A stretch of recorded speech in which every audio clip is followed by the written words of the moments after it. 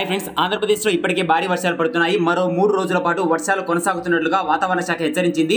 ఈ రోజు రాత్రి సముద్రంలో అల్పపీడనం ఏర్పడనుంది. 3 రోజుల్లో బలపడి వాయుగుండంగా మారుతుందని వాతావరణ శాఖ అంచనా వేసింది. చెన్నై తీరం వద్ద దాటిన వాయుగుండం బలపడి అల్పపీడనంగా మారి తమిళనాడు గుండా ఆంధ్రప్రదేశ్లో ప్రవహించి భారీ వర్షాలు ఏపీ రాష్ట్ర వ్యాప్తంగా పడబోతున్నట్లుగా వాతావరణ శాఖ హెచ్చరించింది. అన్ని విషయాలు తెలుసుకుందాము. మీరు ఇప్పుడే ఫస్ట్ టైం మన ఛానల్కి వస్తుంటే కంపల్సరీగా ఈ వీడియోని లైక్ చేసి వెంటనే మన ఛానల్ సబ్స్క్రైబ్ చేసుకోండి.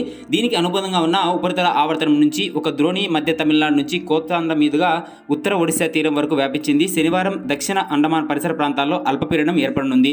తర్వాత 2 రోజుల్లో అల్పపీడనం బలపడి ఆగ్నేయ తూర్పు మధ్య బంగాళాఖాతంలోకి ప్రవేశించి అక్కడ వాయుగుండంగా మారుతుందని వాతావరణ శాఖ తెలిపింది. ఇది వాయుగుండంగా తీరం దాటుతుందా లేక తుఫానుగా మారుతుందా అనే దానిపై స్పష్టత రాలేదని వాతావరణ శాఖ చెబుతోంది. ఈ నెల 15 కల్లా ఆగ్నేయ బంగాళాఖాతంలో ప్రవేశించనున్న వాయుగుండం ఇదే స్థితి తీవ్ర వాయుగుండంగా ఉంటే మధ్య కోస్తా దిశగా వస్తుందని, ఒకవేళ తుఫానుగా మారితే ఆంధ్రప్రదేశ్ రాష్ట్ర వ్యాప్తంగా భారీ వర్షాలు తప్పవని వాతావరణ శాఖ వెల్లడించింది. ఇప్పటికే దాదాపుగా 4 రోజుల నుంచి వర్షాలు పడుతుండగా నెల్లూరు, చిత్తూరు జిల్లాల్లో భారీగా వానలు కురిశాయి. మరికొన్ని జిల్లాల్లో ఓ మోస్తరు వర్షాలు పడుతున్నాయి. అయితే కుండపోత వానలు కురుస్తున్న జిల్లాల కలెక్టర్లతో సీఎం జగన్ సమీక్ష నిర్వహించారు.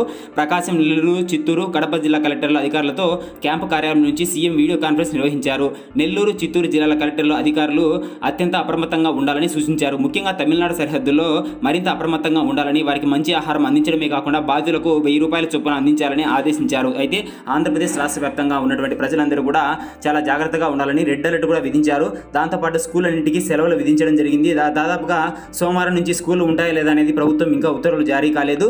మరి ఏపీ రాష్ట్ర వ్యాప్తంగా ఉన్నటువంటి ప్రజలందరూ కూడా జాగ్రత్తగా ఉండాలని వాతావరణ శాఖ, ఆంధ్రప్రదేశ్ రాష్ట్ర ప్రభుత్వం రెండు కూడా హెచ్చరిస్తున్నాయి. సో ఇది వాటి ఇంపార్టెంట్ అప్డేట్. ఇలాంటి మరిన్ని అప్డేట్స్ కోసం వెంటనే మన ఛానల్ సబ్స్క్రైబ్ చేసుకోండి. Thank you.